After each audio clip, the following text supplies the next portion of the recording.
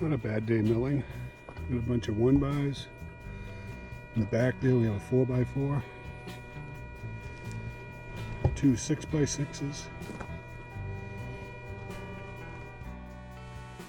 And we still have the base of this tree. It's another 12-footer. Hopefully we get 4 4x4s out of that. I don't like cutting them that way, but we'll give it a shot because that 4x4 is cut off the pith. I'll see how straight that one stays. But yeah, these 6x6s came out nice. Straight up the middle. And those are going to be for the entry of the sawmill shed. And then we have one more 6x6 I need to do in the back. That's why I want to put my winch on. And the rest will be all 4x4s. So we're getting there. A lot more trees out here. We got 4 down back here that got blown over a year ago in the windstorm. And then we also have this monster. You can't see the tree, just the root ball, but that's a big white oak.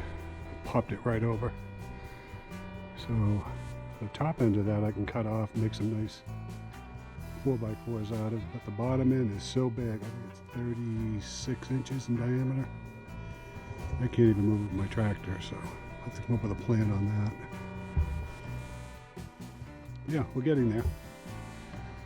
And a few of them already cut up. This one rolled, cut it, stood the root ball back up. That one back there, big root ball.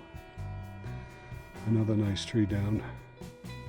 That one did have some issues, but it's still a nice straight trunk on it. Definitely some good lumber coming off of that. And over here we got some stacked up. The white end ones are some nice hickory. We got a 16-footer over there and 2 12s over here. And we got some white oak and some red oak. A lot of the stuff in the back here is for the splitter. This will be made into boards.